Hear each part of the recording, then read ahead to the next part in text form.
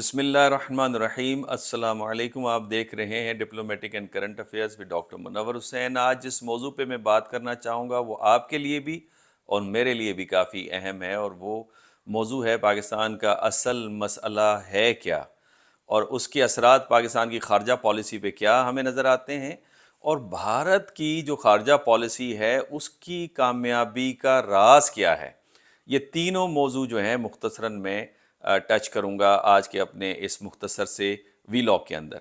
पहला जो असल मसला है पाकिस्तान का, वो पाकिस्तान की इलीट है। और इस इलीट की अगर आप देखें तो इसकी डेफिनेशन में हमें एक ट्रांसफॉर्मेशन नज़र आती है, एक शिफ्ट नज़र आती है। माजी में इलीट को हम डिफ़ाइन करते थे कि वो लोग जो पढ़े लिखे हैं, इल्म वाले हैं, इज़्ज़त वाले हैं, ख़ानदानी हैं। और आज उसकी पहचान ये है कि जिसके पास ज़्यादा दौलत है वो इलीट सर्कल के अंदर आता है। इसको हम कहते हैं इलीट कैप्चरिंग। और आजकल सोशल मीडिया पे इस इलीट कैप्चरिंग का बड़ा तस्करा और बड़ा इस पे तबसरा चल रहा है। यानी एक मशहूर एंथ्रोपोलॉजिस्ट हैं, उनकी तो बड़ी वीडियो वायरल हुई है, डॉक्टर रोसिटा, जो कि एंथ्रोपोलॉजिस्ट हैं, और वो ये कहती हैं, वो इसको जिस तरह से डिफ़ाइन करती हैं उसमें इसका जिसे हम कहते हैं क्वालिटेटिव और क्वांटिटेटिव एस्पेक्ट दोनों को कवर कर रही हैं। स्पेशली जो लोग रिसर्च करते हैं और एकेडेमिया के साथ हैं, वो इन दोनों कॉन्सेप्ट्स को समझते हैं कि ये दोनों कॉन्सेप्ट्स क्या हैं, क्वालिटेटिव एंड क्वांटिटेटिव। वैसे तो हम ये कहते हैं कि जिस तरह से आप किसी कॉन्सेप्ट को डिफ़ाइन करेंगे उसी अंदाज से उसके नताइज भी निकलते हैं। मिसाल के तौर पे अगर डेमोक्रेसी को आप कहते हैं कि इसका मतलब है रेगुलर इलेक्शंस, तो फिर आप कहेंगे इंडिया में भी डेमोक्रेसी और पाकिस्तान में भी डेमोक्रेसी है। लेकिन अगर आप ये कहेंगे डेमोक्रेसी मीन्स कि ह्यूमन राइट्स की प्रोटेक्शन हो, फ्रीडम ऑफ स्पीच हो और इंडिविजुअल राइट्स का ख्याल रखा जाए, तो फिर ये इंडिया में भी हमें नज़र नहीं आता और पाकिस्तान के अंदर भी ये चीज़ मखदूश है। लिहाजा किस तरह से आप कॉन्सेप्ट को डिफ़ाइन करते हैं, इट मैटर्स अ लॉट। आ जाते हैं एलीट कैप्चरिंग के ऊपर। एलीट को डॉक्टर रोसिटा जिस तरह डिफ़ाइन कर रही हैं, वो डेफिनेशन बड़ी मज़ेदार है। वो कहती हैं कि पाकिस्तान की 1% पॉपुलेशन जो है वो एलीट्स हैं, जिसके हाथ में पाकिस्तान की 60% दौलत उनके हाथ के अंदर है। और वो ये उनका कहना है कि इसकी जो बेस लाइन है एलीट्स की, वो ये है कि कम से कम $100 मिलियन पर ईयर उनकी आमदनी हो। और फैमिलीज़ को बताते हुए वो ये कह रही हैं कि 100 से 200 फैमिलीज़ के दरमियान में इनका नंबर होता है। और दौलत जो है प्री रिक्विजिट है इन एलीट्स का। अब यही वो वजह है कि पाकिस्तान का हर तबका, पाकिस्तान की हुकूमत का हर रुकन, पाकिस्तान के इदारों के अंदर जो निजी इदारे हैं या सियासी इदारे हमारे हैं, जिस तरह पॉलिटिकल पार्टीज़, वो करप्शन के अंदर इन्वॉल्व हैं। वो ज़्यादा से ज़्यादा दौलत हासिल करना चाहते हैं ताकि वो एलीट के सर्कल के अंदर दाखिल हो जाएं। मुझे याद है किसी जगह पे ये जिक्र हुआ कि दो सियासतदानों की आपस में लड़ाई हो गई और एक सियासतदान ने दूसरे सियासतदान को ये ताना मारा कि तुम्हारी हैसियत क्या है, $55 मिलियन बस। तो जो दौलत है वो क्राइटेरिया है, बेंचमार्क है कि आप एलीट हैं या नहीं हैं। अब इनका जो सोशल नेटवर्क है वो बड़ा हैविली गार्डेड है। डॉक्टर रोसिटा कहती हैं इनके अपने एलीट्स स्कूल हैं, आपने देखा ओ लेवल्स और ए लेवल्स करवाते हैं, आपस में ये शादियां करते हैं। इनके अपने क्लब्स हैं जहाँ पे इनकी गेट टुगेदर होती है, जहाँ ये खाना खाते हैं, स्पोर्ट्स करते हैं। और इनके ही बच्चों को एक्सेस है पावर कॉरिडोर के अंदर। इन्हीं के बच्चों ने हुकूमत संभालनी है और हमने और आपने हमेशा गुलाम ही रहना है, क्योंकि हम इनकी जागीर में समझे जाते हैं। लिहाजा ये जो इनका जो तरीका वारदात है वो भी बड़ा ज़बरदस्त है। इनका तरीका वारदात ये है कि ये हमें ट्रक की बत्ती के पीछे लगाए रखते हैं। असल मसला पाकिस्तान का इसकी गुर्बत है, इसकी गिरती हुई साख है। असल मसला जो है ये स्ट्रक्चर है, जो कि रिफॉर्म नहीं लाने दे रहा, जो तरक्की नहीं होने दे रहा, जो इस सिस्टम को चेंज नहीं होने दे रहा। और इन्होंने हमें नॉन इश्यूज़ को इश्यूज़ बना के रखा, हमें उनके पीछे लगा दिया। अब फॉर इंस्टेंस आप ले लीजिए इलेक्शन का मसला। भाई कॉन्स्टिट्यूशन के अंदर ये बड़ा क्लियर है कि अगर कोई असेंबली टूटती है तो 90 रोज़ के अंदर आप इलेक्शन करवाएंगे।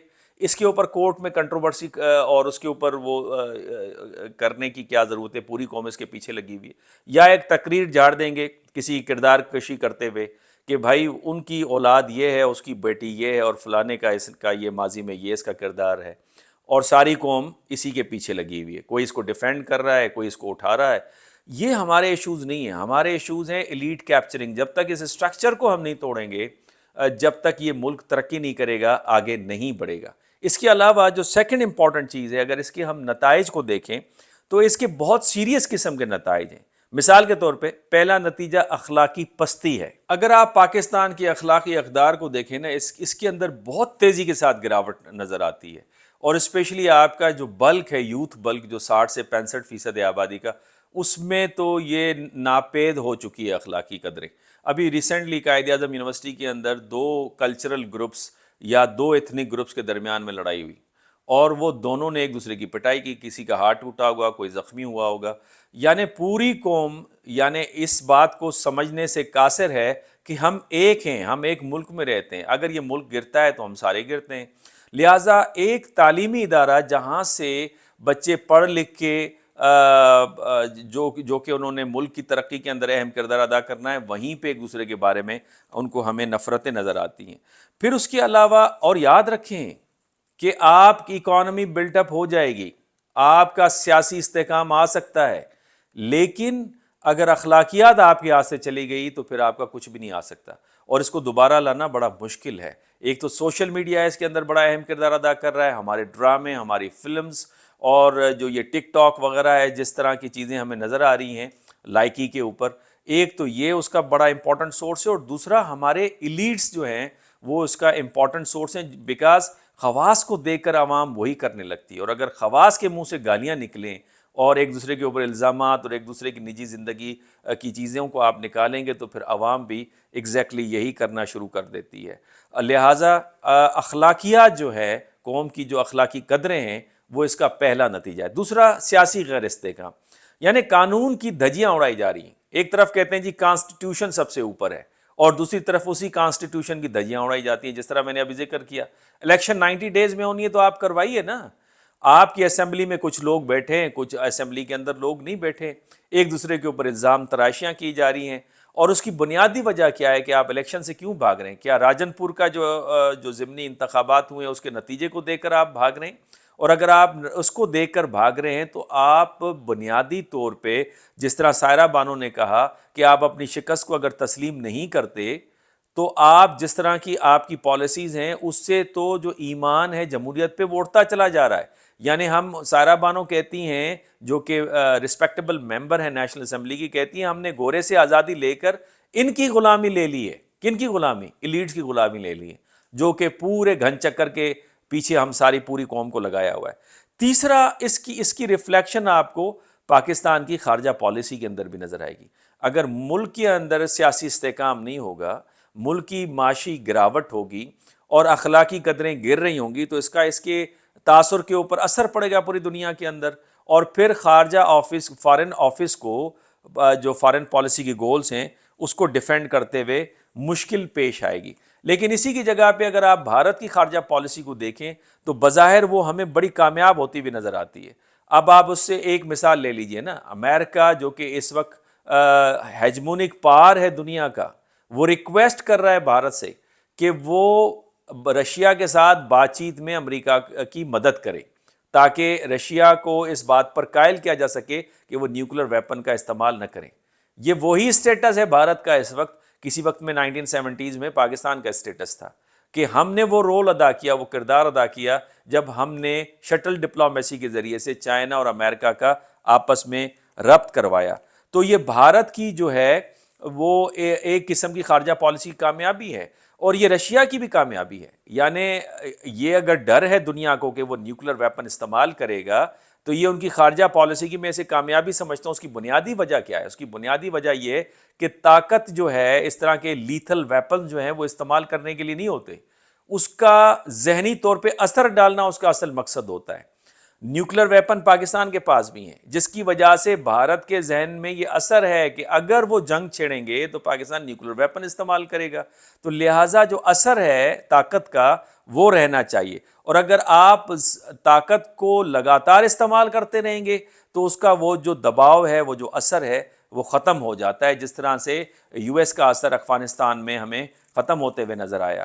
اور میں یہی بات رشیا کے حوالے سے بھی کہتا ہوں، اگر یہ وار لنگر آن ہوتی ہے یوکرین کے اندر تو آخر کار اس کا اثر ختم ہو جائے گا۔ حالانکہ یوکرین کی اس میں شکست ہی شکست ہے، یعنی جس طرح سے یوکرین برباد ہوا ہے، میرا خیال یہ 100 سالوں میں بھی اس طرح سے نہیں اٹھ پائے گا جس طرح افغانستان قبرستان کی شکل دے رہا ہے۔ تو لہٰذا اس میں ہمیں سمجھنا چاہیے کہ یہ جو کامیابی ہے یہ بھارت کی بھی کامیابی ہے کہ اس کی لوگ بات سن رہے ہیں. اس کی لوگ بات کیوں سن رہے ہیں, دنیا اس کی بات کیوں سن رہی ہے؟ انفیکٹ اس کی اکانومی جو ہے $600 بلین ان کے ریزروز ہیں. سیاسی استحکام ہے, وقت کے اوپر الیکشنز ہوتے ہیں اور ان کی پولیٹیکل پارٹیز آپ کو ایکٹیو نظر آتی ہیں. اس کے ساتھ ساتھ وہ ایک بہت بڑی منڈی ہے, 1.4 بلین لوگوں کی مارکیٹ ہے. تو لہٰذا جو سیاسی استحکام ہوتا ہے وہ معاشی خوشحالی بھی لے کر آتا ہے. لہٰذا بھارت کا نیریٹو بڑھ چڑھ کر بول رہا ہے دنیا کے اندر, حالانکہ ان کی بہت ساری چیزیں پکڑی گئی ہیں.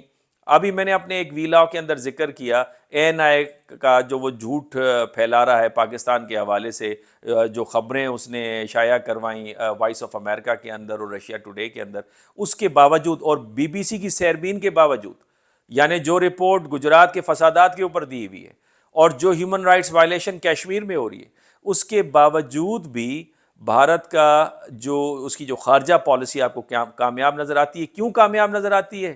بیکاز اس میں اس طرح کی ایلیٹ کیپچرنگ نہیں ہے صحیح اپنی جگہ پہ, لیکن اس حد تک مؤثر نہیں ہے جس حد تک پاکستان کے اندر مؤثر ہے. جو آپ کا بنیادی مسئلہ ہے وہ ایلیٹ کیپچرنگ ہے.